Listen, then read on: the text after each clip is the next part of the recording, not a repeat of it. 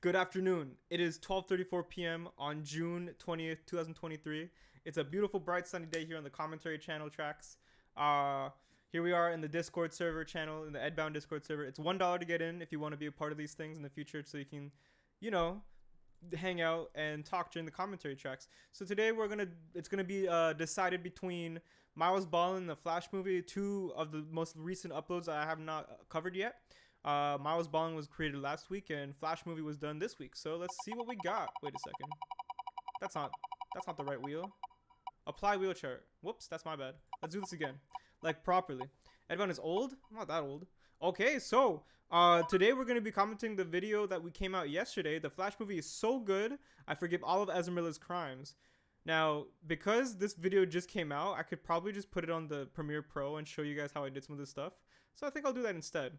So let me just open it up properly in Premiere Pro. And yeah, there's going to be a little bit to set up, but it's going to be worth it. Trust me, trust me. Where is Premiere Pro on this thing? God, I feel so old whenever I have to do this. All right, here we go. All right.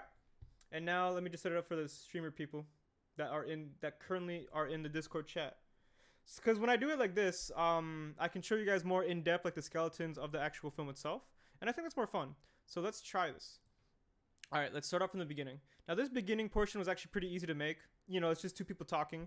I find that, like, people talking is probably one of the easiest things to animate. Even though it's still a little bit time consuming, it's not like, you know, I don't have to pay too much attention. So if you have any questions, comments, or concerns... Oh, wait, there's no sound. Let me just put sound for the people who are watching on youtube.com/EdwinA. All right, you should be able to hear it now.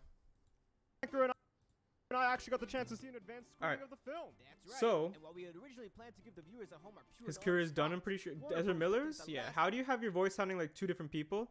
Well, like, there's a lot of different ways to kind of mask your voice and be sounding different. And, I mean, like, it's kind of hard to do it, like, on the spot like this. But, I guess, like, after you voice act for a long time and if you rely on yourself most of the time, then you can kind of shift it. I don't think it ever truly sounds like extremely different. Like, I'm never trying to make it sound like a completely different person. Like, it's supposed to sound like a different flavor of, like, you know, my bass voice. And whereas, like, you know, as long as it doesn't sound the exact same, I feel like it's fine. I know a lot of these characters do sound pretty similar to each other, but I feel like it's more about the acting itself. Do your best impressions for each character right now. I think Mickey Mouse is probably, like, the most different I can get. And Kermit is already what I sound like in real life, so that's not that hard. Different flavors of Ed. That's pretty much it, right? Like, it's more about the acting itself than the actual, what's it called? Than the actual voice, I think, in my opinion. Why are you doing most of the voice acting now? It's easier to handle it all myself because a lot of, especially when I'm uploading every Monday, sometimes I really have to make changes, like, on the fly, like, so quickly. And I don't really have time to wait for a voice actor to get to me. And I don't really want to put pressure on a voice actor either to be like, hey man, I need this right now, because, like, you know, people don't revolve around my schedule. I revolve around my schedule, so it's easier for me to handle most of it, or the hardest part. Do you do all your editing in one day? I did do all the editing for this one in most of yesterday, like mostly yesterday afternoonish, because this one I was actually kind of scrambling for. I'm gonna let you know just how much I got done yesterday specifically because it was a lot. So this I got done on Wednesday, I think, Wednesday or Thursday, one of those 2 days. It was Wednesday, I'm pretty sure. This whole scene was pretty easy to do in one take. Nothing really crazy. I like the setting a lot. I tried to go for like a 70s vibe, so I went for like these oranges and yellows. I like the lighting a lot too. It's like a backlight on these characters and some blue lights in front of them to kind of fill it all out. And then we have the movie theater set. This was all done yesterday, by the way, at like 4 p.m. I was just filming this. It's a lot of dialogue, so I'll try to make the animation itself kind of like simple. I try to make it like, you know, kind of bobbing back and forth. I later roof bricks. You keep doing the movie theater set. It's kind of funny, yeah. This is like the third or fourth appearance of the movie theater set now in these videos. The first one was Too Sonic Too Furious, but I mean, the movie theater is pretty easy. Like, check it out. So you guys can't see it right now, but for the people at home, when I was making the Too Sonic Too Furious video, I had ordered a bunch of Lego pieces, a bunch of Lego parts, so that way I could build these chairs, these like movie theater chairs, these red chairs. And it was pretty, like, and I, you know, now that I have them built forever, I'm never going to take them apart because I'm going to go back to movie theaters a lot, I think, in the future. That it's just really easy to put a movie theater set together, you know? It's just a bunch of chairs, a bunch of seats, and then some black walls, and then the little shining light at the top, and that's it. It's very easy. And yeah, this whole scene, this actually was going to be a very, very different script entirely. Like originally we were going to start off, we were going to introduce these characters in their house. They're going to be looking at letterbox reviews for The Flash, and one of them was going to be like, The Flash is so good, I would have allowed Ezra Miller to nuke Hawaii if that's what it takes to get that kind of performance out of them. You know, if that's what it takes for The Flash to be that good, I say up the violence, you know? Put him in that war or something. I don't know. Put them in the, my bad. For another minute video, you should finish the Smash video. I'll finish it eventually. I feel like with a Blender video, it's a little bit dicey. Why is there no more people in the theater apart from those two guys? Well, why don't you go watch The Flash today and let me know how inaccurate or accurate this depiction might be. Do these dudes have names? Yes, it's Mark and John. And then I was gonna have two other guys named Luke and Matthew. I thought that'd be funny. So these two guys, they just love movies. That's pretty much it. That's their whole deal. If there's ever like a video about movies, then like yeah, that's just kind of like that's gonna be their thing. You should elevate the back seats in the theater like it is in real life. I should, but it's easier to do it this way. This time, yeah, I'm not gonna lie. Like when it comes to set design, especially if like I'm trying to keep the Monday streak going, set design is definitely gonna take the biggest back seat because animation is important, writing is important, voice acting is important, and story is important. So is lighting. So animation and set design. So set design probably is gonna have to always be the most flawed. But Batman is back. Batman is officially back in this lore, in this Ed-bound animated universe, as people have been calling it. He died actually 2 years ago. I was actually gonna make this whole different saga of Batman like climbing back to Earth or whatever, climbing back his way into the living with the help of Flash and Superman. But I feel like this is a lot funnier. This is a lot funnier thing to just have Warner Bros. Bring him back because they wanted him for a cameo. You should make a video of Will Smith trying to get back to his old life and destroy anyone who stands in his way. I want Will Smith to be, if I'm going to make a video about Will Smith, I'd want it to be like, oh yeah, the frog as the ears. Yeah, that's true. I'd want it to be kind of him trying to like step away from this life of violence unless it's necessary. I don't know, something about patience and forgiveness as like the antithesis to what he did or whatever. But he's still catching so much heat for no reason from everybody. Exactly. Which is why I'm going to the Warner Bros. HQ right now to tell them it wasn't cool. I like this bit a lot. Warner Bros. I drew that on label paper. His face is colored in with crayon, and that's a pen. And then I cut it out. It's not the cleanest design, but whatever. It's Warner Bros. You know, I'm not.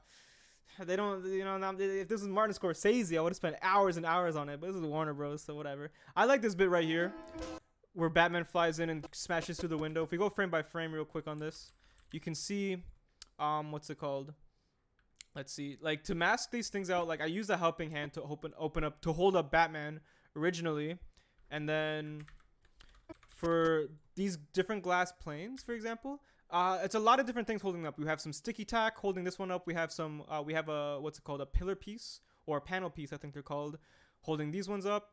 That's holding up Batman, and then another piece of clay or sticky tack holding up another bit of glass, and they're all just kind of flying away really quickly. Whenever you have glass like breaking, whenever I have glass breaking, I usually try to get just big chunks of glass as opposed to a billion individual tiny ones because it's easier to mask that way. And also, you can have them smash on the ground instead. You know, you can have big chunks of glass fly through the air, but once they actually make impact with like the ground or the wall, that's when they can kind of burst into a billion little pieces. That's a little bit more, I think, it's both time saving and also it's satisfying to watch. And especially with the sound effect. Warner Bros. Oh no, the sins of my past. Did you want that to be the best shot in the film? I don't think I wanted a particular shot to be the best shot, but I did really think this opening was important, and I did spend a lot of time on it because when I shot this, it was still Saturday, right? Or was it Friday? It might have been actually Friday. It was Saturday or Friday, so I had a lot of time still. I'm like, okay, I can take a bit of my time with this one, so I try to make it look good. Oh no, the sins of my past. What you did wasn't cool, and for what? I like that shot a lot too, and for what? And for what? I like the way it just zooms in there because this is like a real zoom in. Not gonna lie, the guy in the white shirt and the woman in the background could have had more life and enthusiasm to the character. Oh, these two who are just like watching. That's a guy. I guess so, huh? But background characters, I don't want to spend too much time on them because as much as like, you know, if you do spend time on them, it will make your film better, like straight up, just objectively, just because, you know, that's more time you spend on it, that's more effort you put into making life into your film. Unfortunately, sometimes I just don't always have the time. I always have to consider, well, I want to make this Monday because Mondays are important. And yeah, you know, the thing is, like, some people will notice, but a lot of people won't. I will, like, if I feel like if I have a lot of time, I will spend literally every single detail I can but you know, it's one of the hardest things as a filmmaker. Is like you gotta figure out the compromise between your vision, the time you have, and the business side of it. There's so many factors. But I really like the lighting on Batman in these shots. I used the same exact lighting setup for each set. It's just one white light and 3 small purple lights that are kind of like permeating throughout the set in front of the characters, with the backlight being the white light. So you can see the reflection right here. You can kind of see the rays of light right up here. And that's giving these characters a nice little backlight. And the blue fill light is kind of what's doing most of the work for the highlights and the facial kind of nice little bits of shininess. I think that's really important. You can really see it in Batman here, right? The top of his head is lit up with whiteness, but more so his side and his front area is more blue and purple. And I think, especially on Batman, that really works. Like, look at this. Ooh. Like, he's so pretty. You can see the blue light here and the white light coming in from the top again. It's pretty much the same lighting setup I have for each shot. It's just 3 different small LED purple lights inside little purple LED Legos. Or, I mean, purple transparent Legos.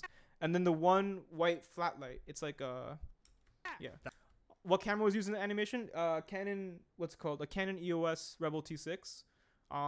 With a zoom lens. I'm actually using it right now for this commentary track to be on my face, but you can't see that right now. It's good. My most recent videos don't feel like edbound. I don't know what that means. like I'm just making what I think is funny at the end of the day. I feel like a lot of people say that, you know, like a lot of people like this does not have the classic edbound feeling, and then some other people say, oh, this feels like classic edbound again. But hey, man, I don't get it. You know, I feel like it could be something so minuscule or small, but for the most part, you know, I'm just making what I think is fun. Boom. I like this fight scene a lot. So when it comes to, like, I guess I spent a lot of time on this particular shot or this particular movement because I wanted to make sure it looked like it was really impactful, right? So I did a lot of little tricks for that. For one, you know, we have Ezra Miller. He picks up Batman, and very slowly he elevates him to his side, and then he smashes him pretty much instantly, right? You see how quick that jump is compared to these few frames here? There's a lot of build-up, and then smash. And when you smash, I make the camera shake a bit just to give that extra oomph, and then he drags him back up, and then once again we kind of like spend a lot of time on the wind-up, and then no time at all on the actual follow-through. It's crazy. So another important thing, of course, is the arc, right? You have to make sure that the characters follow a clean kind of line of action. So if you kind of can imagine it, look at Batman and look at the kind of like the rounded arc he's going, kind of like an arch or like a rainbow almost. The way it's kind of just like up and forward and down and diagonal. And it's really important that you follow that, because then it looks kind of choppy if you don't. He used to call it slow, fast, subtle, because nobody understands what easing in and easing out means. I tried, but then again, I don't know. Slow, fast, subtle is also not that intuitive. This was a lot of fun though. And then we have the throw, right? So the throw here is not that crazy itself, but it's getting a lot of airtime for Batman specifically. And also another important thing is to track Batman's movement in the actual frame itself with a moving camera action. You have to keep the character relatively in the same spot in each single frame, right? So here, for the most part, he's spending the time in the middle of the frame, but he's also moving within it too. So he's moving a bit down and forward every single frame, but he's also still in the exact same position. So the camera and the area kind of is parented to Batman himself while he moves through the set.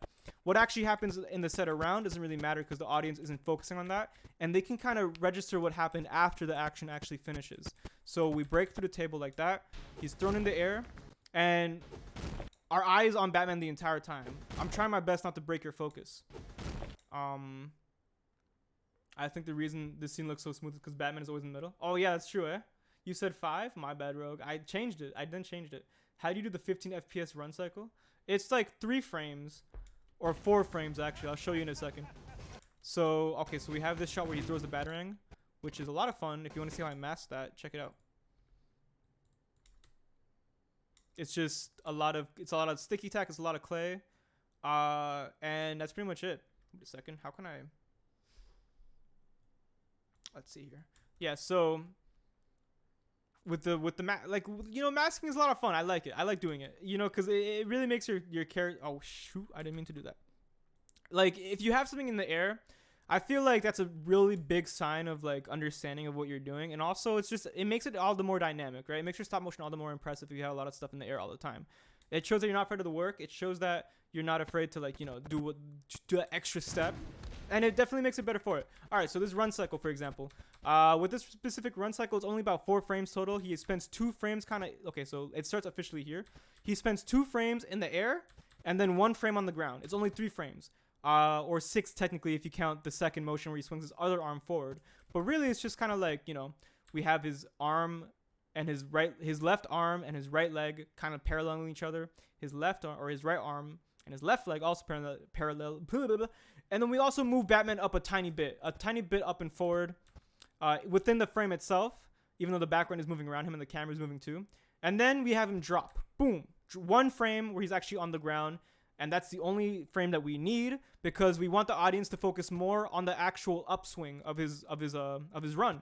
We want to make it focus on him and his arms being flailed out and his legs being pushing forward as well. So you don't spend that much time. You always want to spend less time on the actual in-between frame as opposed to the actual key frame, or the key pose in this case, of Batman's arms and legs being swung out fully. So I like that a lot. And then, of course, you have to, you know, the individual things like following the arc of his body, following the arc of his positioning in the frame, things like that. It's not that complicated once you really know what to look out for, but it can be hard to kind of figure it out, I think. So if we look at that once again at full speed, you know, he looks very bouncy. He looks very, like, you know, chill. And that's because we spend 2 frames on the key pose as opposed to on the actual in-between. Boom. And then we have him punch. That punch isn't the hardest punch I've ever made in my life. And I think it's because I spent too much time right here. I don't think this frame is necessary. So let's see what happens if we take it out, actually. If we take it out, it might look a little bit jarring. Or it looks very normal. But I don't really like how it looks either, so I just kept it the way it was. This, I probably could have added more impact.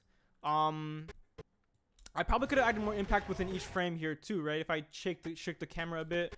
And also took out one of these frames. That, I feel like, yeah, this frame we don't need either. Like, because when you're doing a fast swing, you really just want to get to the actual impact as soon as possible after you've spent all that time winding up. So let's see what it looks like. I don't like the way that kind of just looks jumpy. You also have to kind of lead into it properly is the issue. So sometimes you can't always fix it perfectly, but this is like this is more of a joke part of the fight anyways. We decided to take the front door like normal people. Huh? So this from this point on, I'm pretty sure from this shot on right here is when my Monday started. My Monday at 6 a.m. Has started, and it was a mad dash to the finish line to get this out on time, right? So from here on until everything else you see, I did this all on Monday. From 6 a.m. to like 7 p.m. It's crazy. Huh? Another masking shot right there, and then Ezra Miller. So as you can see, I'm cutting some corners. I didn't actually animate this bit. I just made the camera shake, and while he's saying this, but I thought it was funny. You know, I look for ways to I look for ways to like dash to the finish line while also trying to make things funny by cutting corners. So I think this particular instance is funny because it's just him doing this with his face, and the camera's just shaking like crazy, and the line of dialogue is also funny. But this, I knew that the Will Smith, I really wanted to make it look good, right? So I didn't rush this, even though it was already like 3 p.m. by the time I started shooting it. But this was also kind of a hard scene to shoot. Now, it's not my first time to show a character flying through the sky like this in the city. Like, I did that first in the Weed Goblin one, where Green Goblin is kind of flying around on his glider, beating up that guy, right? So really the trick to it is just I got a Photoshop file of a Blender render of these city building scapes, right? And I had that, like, you know, on the monitor in the background, playing, or not really playing, because each individual frame I would zoom out exactly 1% every single time, so that way I can have it look like it's going more into the background, right? So that way it looks like it's more of a moving piece. And yeah, Will Smith is just kind of flying through the air. I try to make him look a little bit bumpy and shaky, just so that way it looks like the plane has a lot more weight and value to it as a vehicle. And I think it came out pretty well. I think it's funny. Ah ha ha! And then he comes out, ah, that's hot. Will Smith, the classic entry. I like how everyone is smiling the whole time. That's what I love about Lego. How did you add that shake? What shake? The plane is flying itself? I guess, yeah, right? Yeah, I mean, it doesn't really matter. It's silly, right? It's just goofy. The shake was just literally honestly, the shake was kind of added naturally, right? I actually still have it attached to the rig. So if you want to see this on YouTube later, check it out. So I used the helping hand, and you can kind of see it in the actual animation itself. If I show the unmasked version, yeah, this helping hand right here, it's attached to a little bit of Lego. And the thing is, the actual rig itself isn't that powerful. So every single time I moved Will Smith a bit, like, you know, tried to make his arms and legs and torso move, it would like naturally move the rig just a tiny bit. And most of the time, it would move it in just the right way I needed to continue like the sort of like motion of the plane that I wanted. So it all worked out pretty well. Will Smith, he's here. Ezra Miller, Your reign of terror ends now. No, it doesn't, Will. Lay one The finger shake on when the they flash and that we're shake canceling that shake with the characters when they have their hands raised. So this is what's it called?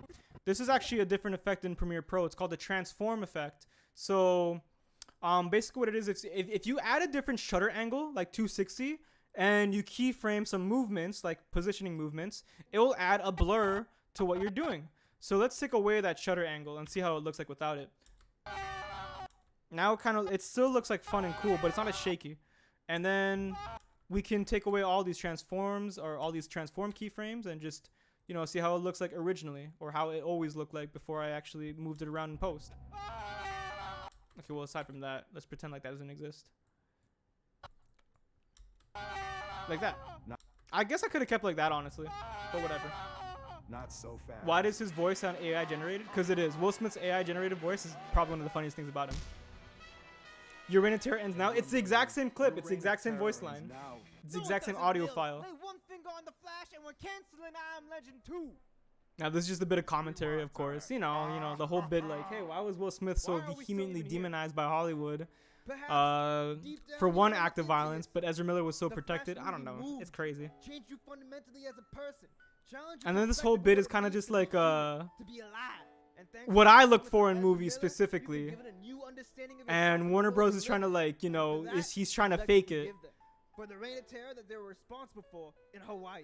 But you can't fake it. It's just not who you are. What kind of accent is that meant to be? I don't even know. I was just talking. Will Smith can go to hell for that shit he pulled at the Oscars. Boom. How did you make the WB head? It is just I drew the Shield logo on a piece of label paper, and then I cut it out, and I colored it with crayon. I outlined it with pen, and then I just stuck it onto his face. Although it wasn't that sticky, so I used some sticky tack to kind of help with it. That's pretty much it. I can't find where the it's different is really different from. I'm gonna gatekeep that. I'm sorry, but I'm gonna gatekeep that. That's for me to know and for you to maybe find out one day. Why are we not in the credits anymore? Because they take too long. I'm trying to phase them out a bit. I'm not gonna lie. I gotta figure out a new way to put the minifigure credit guys in the channel. But I think the credits they're being phased out, y'all. Sorry. It's time. I feel like they add too much length to the video, and that's not good for a YouTube video. They gotta go. No more credit, no more money. I don't know, man. Something tells me it's gonna even out. It's gonna balance out, you know. Cause like if I have too much credit time and people aren't watching the credits, then that's not good for the actual video itself. It hurts it in the long run. So I gotta figure out something better. So I really like a quick outro too, you know. It doesn't waste your time. It doesn't doesn't spend too much time, and you know, it's not asking for too much. It's just kind of chill, and it kind of separates a bit. I think from from the actual channel and what it's meant to be. Anyways, that's pretty much the video. That was The Flash is so good. Each video, one of us gets a speaking role. Never. I'm sorry. No, it's not happening. Some of you maybe, but not all of you. Rude. Sometimes. Oh well. Anyways, if anybody has any more questions, so here. I've helped you out a lot on your videos. Maybe. But, I mean, if we have any questions about the videos, then let me know. What's next for Batman? He's going to go fight some crime. He's going to go save Gotham. He's going to do whatever he needs to do. Right now, I'm not really focused on that. Right now, I'm going to be focused on, what's it called? Weed Goblin 2. You told him? No, I don't want to hear this on other people's brick films. I'm sorry. I don't. There's got to be my own thing. Nah, I'm gonna do my own thing. How long does that take to build? Maybe about like an hour or two. This floor is actually the exact same wall from the previous, from the first shot. It's that wall right here. Boom. It's the same thing. I just use it as a floor here instead. And that's pretty much it. Stop it. Stop it. Oh, well. All right, y'all. Well, if that's it, this has been another commentary tracks, another easy commentary tracks on the life of Edbound and the Discord server. So everybody say your goodbyes and whatnot. And yeah, I gotta go get a tea or something. My throat hurts talking too much. Yeah, thank you for allowing us on your screen, Mr. Brown. Yeah, you better be happy. Nah, I'm kidding. It's just the second channel. It's nothing crazy. But yeah, peace out, y'all. Peace out.